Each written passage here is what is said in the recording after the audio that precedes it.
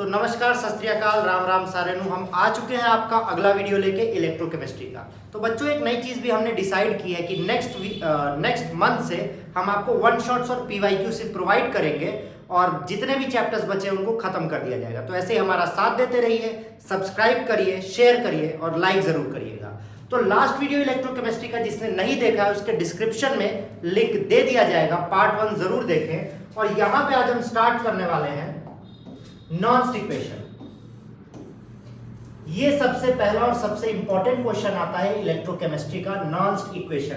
Nernst equation का बस आपको फॉर्मूला याद करना है जो कि ई सेल निकालने के लिए होता है। ये कहता है E cell is equal to E naught cell minus 0.059 upon n log A n plus upon C n plus. बच्चों ये बात याद रखिएगा, ये बात हम आपको बता दे रहे हैं कि चैप्टर खत्म होने के बाद पीवाईक्यूज करवाए जाएंगे, तो वीडियो देख लें और उसके बाद पीवाईक्यू का वेट करें। अब बात करते हैं सारी चीजें हैं क्या।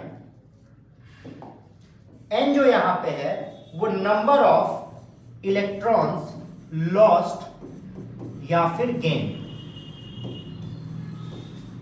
एन प्लस लास्ट वीडियो में जैसा कि आपको बताया गया था एनोड आयन का कंसंट्रेशन है जो आपको इक्वेशन में दिया रहेगा, और Cn प्लस कैथोड आयन का कंसंट्रेशन है, और बाकी चीजें ई नॉट सेल और ई सेल की वैल्यू आपको निकालनी पड़ेगी। अब आगे अगर हम बात करें तो इलेक्ट्रोलाइसिस या इलेक्ट्रोकेमिस्ट्री डिपेंड करता है सबसे इंपॉर्टेंट कंडक्टिविटी पे।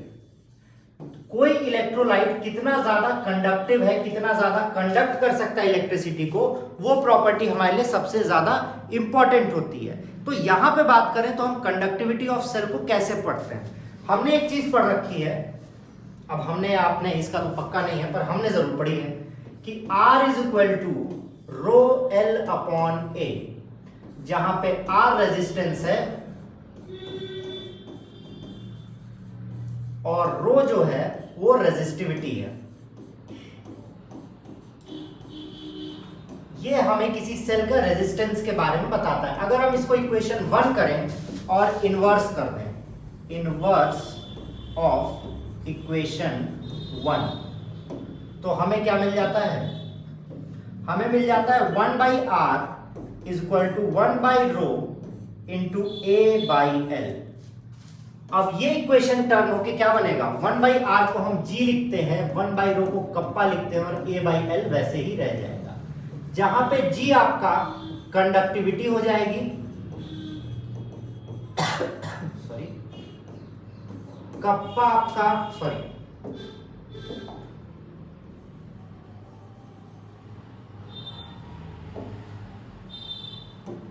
जी आपका कंडक्टेंस हो जाएगा, कप्पा आपका, इसको कप्पा कहा जाता है, कंडक्टिविटी हो जाएगा। और यहां पे L बाई ए को कहते हैं सेल कांस्टेंट। क्या कहते हैं बच्चों? Cell constant. तो यहां पे आपकी कंडक्टिविटी पता चल जाएगी। अब कौन कौन से फैक्टर्स हैं जो इसको इफेक्ट करते हैं? फैक्टर्स तो जैसा कि आपको दिख रहा है, दूसरे कलर से लिखा जाए, कलर हमारे पास बहुत है। एरिया ऑफ सेल, मतलब इलेक्ट्रोलाइटिक सेल कितने एरिया में है, लेंथ उसका क्या है, और टाइप ऑफ इलेक्ट्रोलाइट, क्योंकि अगर बढ़िया इलेक्ट्रोलाइट होगा तो टूटेगा अच्छे से, और अगर टूटेगा अच्छे से तो कंडक्टेंस उसका ज्यादा होगा। तो ये यहां पे आपका आता है कंडक्टेंस के बारे में। अगली टॉपिक हम बात करें तो ये कंडक्टेंस को अगर समझते हैं तो कंडक्टेंस को समझने के लिए एक बहुत ही स्पेशल चीज आती है जिसको कहा जाता है molar conductivity. Per unit mole कितना कंडक्टेंस होगा, कितना कंडक्ट करेगा, उसी को कहा जाता है मोलर कंडक्टिविटी। मोलर कंडक्टिविटी को हम कुछ ऐसे दिखाते हैं और इसका फॉर्मूला होता है molar conductivity is equal to kappa by C. Kappa भी आप लोग को पिछले स्लाइड में दिखाया गया है, कंडक्टिविटी को कहते हैं, और C यहां पे मोलैरिटी है, कंसंट्रेशन है। तो इसको ब्रेक करेंगे तो ये आ जाएगा कप्पा इंटू 1000 अपॉन मोलैरिटी। तो ये आपका फॉर्मूला आता है जो मोलर कंडक्टिविटी निकालने के लिए आपकी बहुत ज्यादा मदद करने वाला है। पर सवाल ये उठता है कि इलेक्ट्रोलाइट जो होता है, अब इलेक्ट्रोलाइट की अगर हम बात करें, इलेक्ट्रोलाइट तो 2 होता है, स्ट्रॉन्ग और दूसरा क्या आता है वीक। तो इन दोनों की बातें कैसे की जाएंगी? तो हमने स्ट्रॉन्ग इलेक्ट्रोलाइट के लिए कुछ चीजें पता की, जिससे पहले हमें पता करना पड़ा ये। तो आखिर ये गोला है क्या? ये गोला बताता है लिमिटिंग मोलर कंडक्टिविटी के बारे में।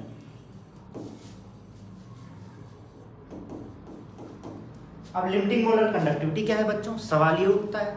तो किसी भी सेल की, किसी भी इलेक्ट्रोलाइटिक सेल का वो कंसंट्रेशन जहां पे कंडक्टेंस एकदम रुक जाएगा, कोई चीज आगे कंडक्ट नहीं हो पाएगी, उसे हम लिमिटिंग मोलर कंडक्टिविटी कहते हैं, जो कि इससे दिखाता है। और इसको पता करने के लिए हमने बनाया ग्राफ स्ट्रॉन्ग वर्सेस वीक का, molar conductivity versus under root of concentration. और इसका जब ग्राफ बनाया दो अलग अलग इलेक्ट्रोलाइट को देख के, एक ग्राफ ऐसा निकला और एक ग्राफ ऐसा निकला।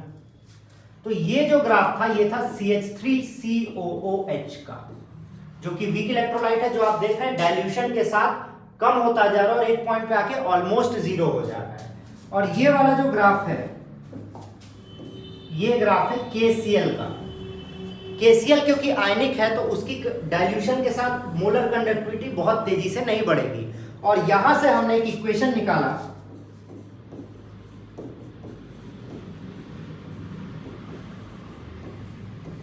और इन भाई साहब इक्वेशन को बहुत खतरनाक नाम कहते हैं, आप लोग डर जाएंगे। डी-बाई-हकल-ऑन-सागर इक्वेशन। ये आपके एनसीईआरटी में है। अगर आप एनसीईआरटी ध्यान से कभी गलती से पढ़ेंगे तो आपको जरूर मिलेगा। आप लोग पढ़ते नहीं, ये बात तो हमें पता है। अब यहाँ पे ए क्या है, थोड़ा सा यहाँ जगह बना के ए दिखाते हैं। तो अगर KCl की बात करेंगे तो KCl के लिए ए की वैल्यू होगी +1 और -1। जो भी उसमें आयंस होंगे, आयंस के चार्ज को ही ए से दिखाया जाता है। अगर हम यहाँ पे H2SO4 ले लेंगे तो ए की वैल्यू हो जाएगी +1, क्योंकि हाइड्रोजन पे +1 चार्ज है और सल्फेट पे -2 चार्ज है। तो ये आपका डी-बाई-हकल-ऑन-सागर इक्वेशन होता है। इसी से मिलता जुलता है स्ट्रॉन्ग इलेक्ट्रोलाइट के लिए बहुत ही इंपॉर्टेंट लॉ आता है, जो आपके एग्जाम में हमेशा पूछा जाता है, कोलराउश लॉ। ऐसा जीव को जो एकदम बांध ही दे वैसे लॉ को क्या कहते हैं? Kohlrausch law. कोलराउश लॉ, सबसे इंपॉर्टेंट बात इसके बारे में जो आपको पता होनी चाहिए कि ओनली फॉर स्ट्रॉन्ग इलेक्ट्रोलाइट। किसके लिए है? सिर्फ स्ट्रॉन्ग इलेक्ट्रोलाइट के लिए। तो आईसीएसई वाले जो बच्चे इसको देख रहे हैं उनके लिए डायरेक्ट डेफिनेशन आता है और इससे क्वेश्चन आता है, और जो सीबीएसई वाले देख रहे हैं उनके लिए भी आता है। तो दोनों लोग देखते रहिए, बात करते हैं ये होता क्या है कोलराउश लॉ। तो एक नए कलर से स्टार्ट करेंगे कोलराउश लॉ की। कोलराउश लॉ कहता है कि फॉर अ स्ट्रॉन्ग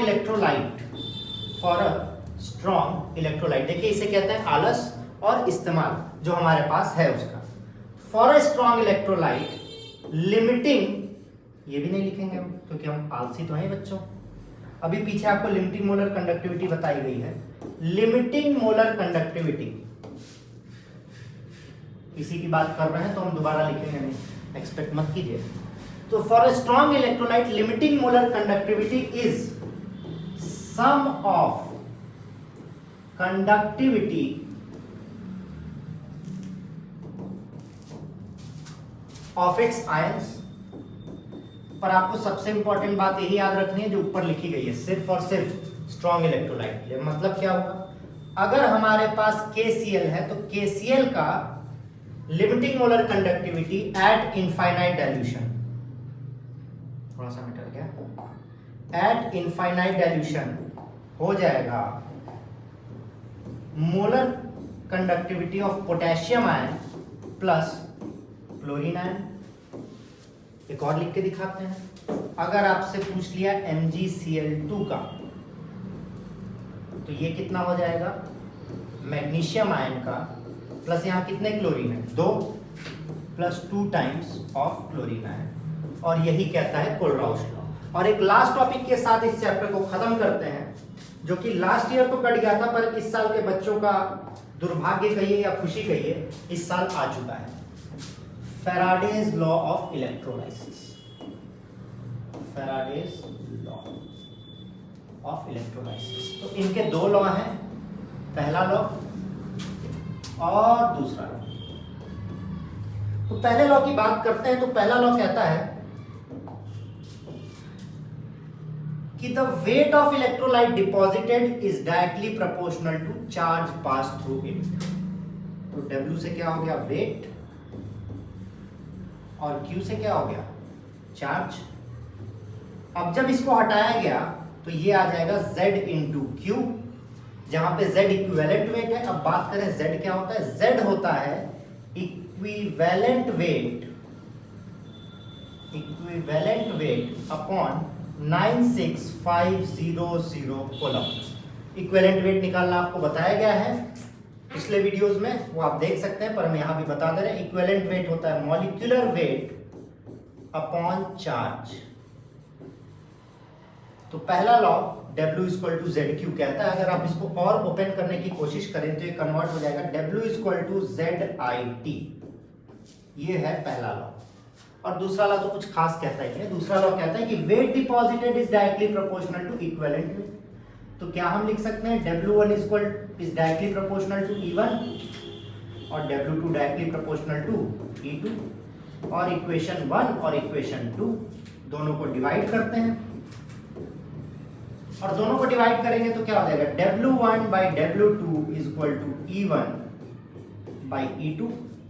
तो दूसरा लॉ आपका ये है, या तो आप इसको लिख सकते हैं W1 by E1 is equal to W2 upon E2। तो इसी के साथ हम खत्म करते हैं आज का वीडियो। आप सभी का शुक्रिया अंत तक देखने के लिए, हमें झेलने के लिए। मिलते हैं आपसे अगले वीडियो में। Signing off, bye bye.